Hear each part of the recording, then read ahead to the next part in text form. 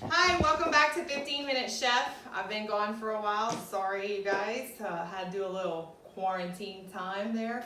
But we're back. We're back in action. Before I get started tonight, I just want to tell y'all that if you like these videos and you like what you're seeing, please make sure you subscribe and hit the like button so we can keep making more of these videos for y'all. We are going to start a segment on venison, on wild game. We have a lot of people here down in the south that go hunting. Deer hunting season is almost over. I think, in fact, the last weekend is coming up.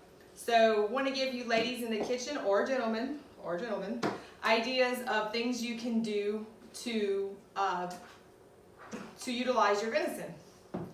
So what I've done is, tonight we're going to talk about backstrap. I have soaked some backstrap in buttermilk and in seasoning, marinated it overnight, and then I got myself a little flour here. And what we're going to do is we're actually going to pan fry it. But before we get started with that, washing my hands again, we're going to put our biscuits on to cook in the oven.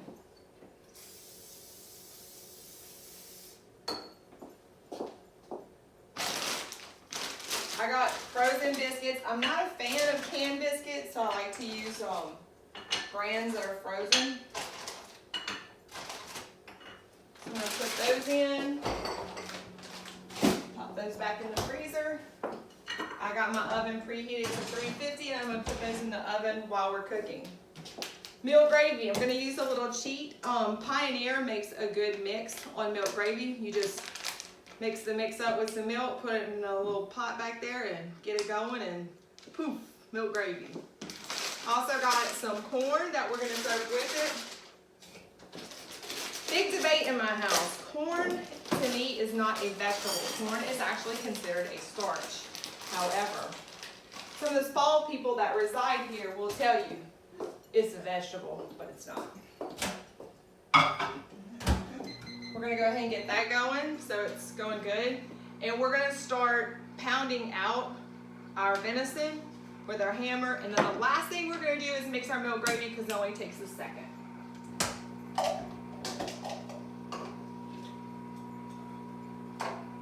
Gotta get my measure. You guys give me 1 second and I'll... Okay, sorry, I had to step off camera and get my meat mallet.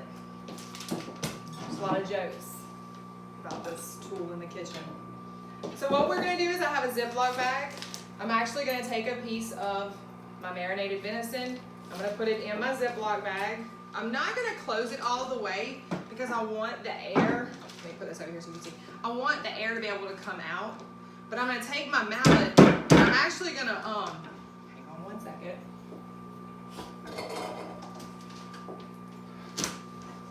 I'm going to try to stop from making funny turns. When you beat your meat, you need to beat it from the inside out. So you actually want to hit it in the middle and push out as you hit it. And it's going to do a couple of things there. It's going to tenderize the meat, and it's also going to kind of thin it, but you don't want to go too thin.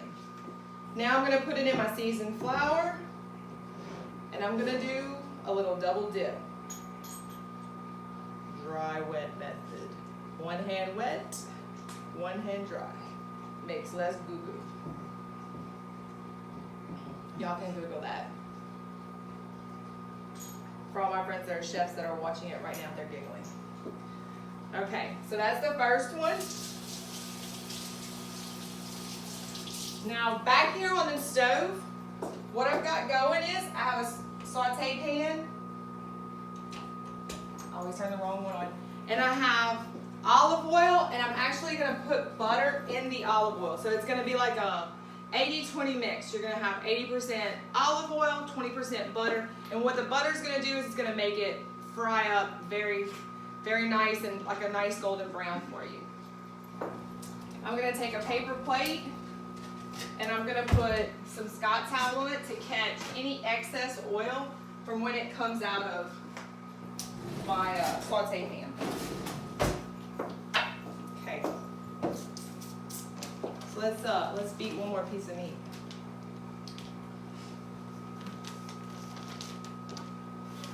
Now, for the purpose of this video, I am not gonna pound all of this meat out. This is why the neighbors are asking questions about what's going on in her house.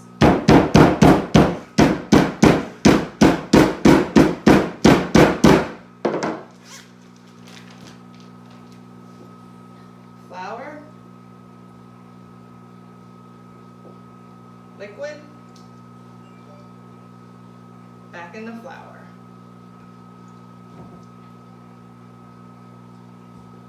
I bet that oil is getting nice and hot. Doesn't take long. Get me a towel real quick. I'm gonna take a little bit of butter. I say a little bit of butter, but you know, a little butter is good, a lot of butter is even better.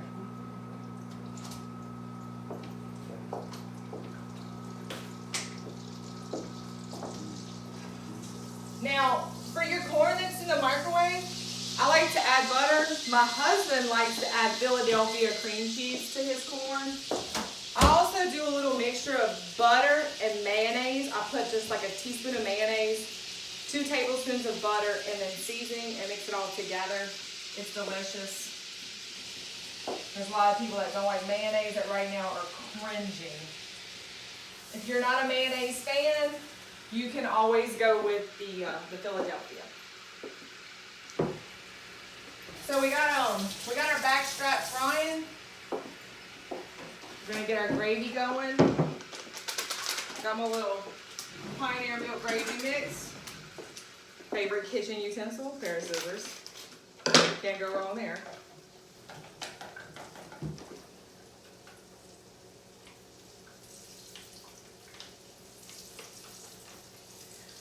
I'm gonna tell you, because I haven't read this in a while. If I remember correctly, it calls for 1.5. But of water, but I use milk. And then I keep the milk out because as you're gonna cook it, it's going to thicken.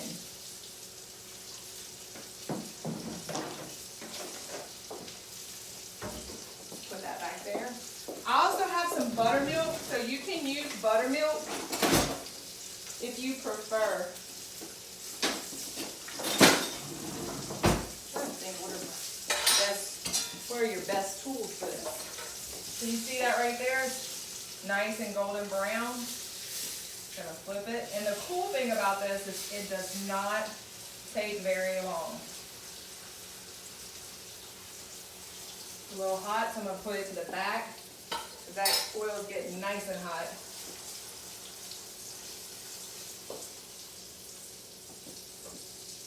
We're gonna work on our gravy mix back there.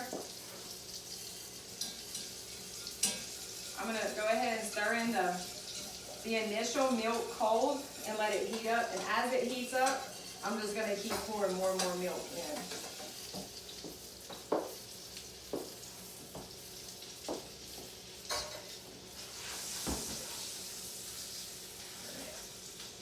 Looking good, looking good.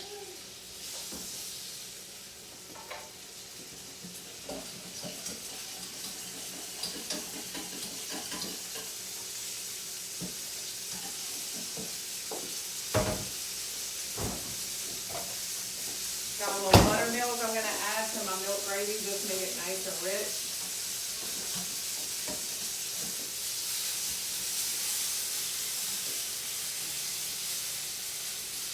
Yeah, it's nice and has a nice golden texture to it. Looking good.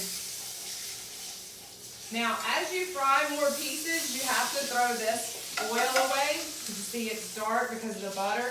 You have to throw it away and make a new batch. You cannot recycle that. What we got right here is our milk gravy. Mixing it up.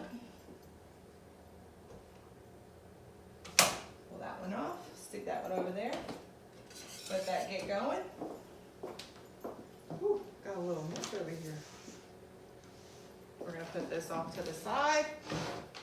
Okay, we're back. I didn't think y'all wanted to watch me fry every single piece of venison, but we're back.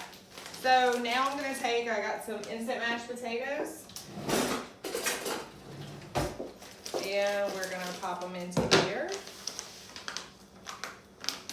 Loaded instant mashed potatoes with our 4 cups of water. And here's the most important part. When you stir them up, do not stir them with anything else but a fork like this. And then we're gonna put them in the microwave and let the food do what the food does.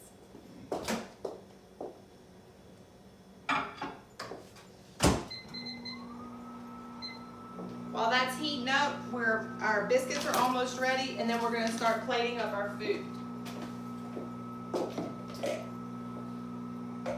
Like I said earlier, please don't forget to subscribe and to like our page. And then the next segment that we're gonna do at some point on our venison, on our wild game lineup, is gonna be spaghetti with venison and taco casserole with venison. So stay tuned because you'll see all of those. Looks like we're almost ready. I'm gonna go ahead and pull our biscuits out. They're looking nice and buttery and delicious. We're gonna pop a biscuit on a plate.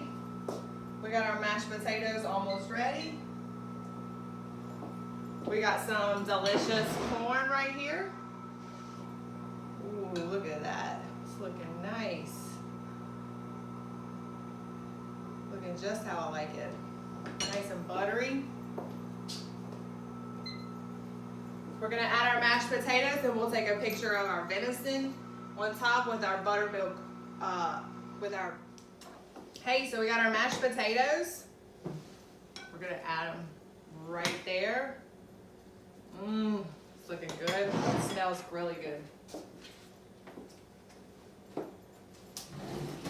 We're gonna use our tongs. We're gonna lay our fried venison right there on top. Nice, beautiful piece of fried venison. And then we're gonna top that with some of our delicious hot milk gravy. As you guys can see, that is looking good.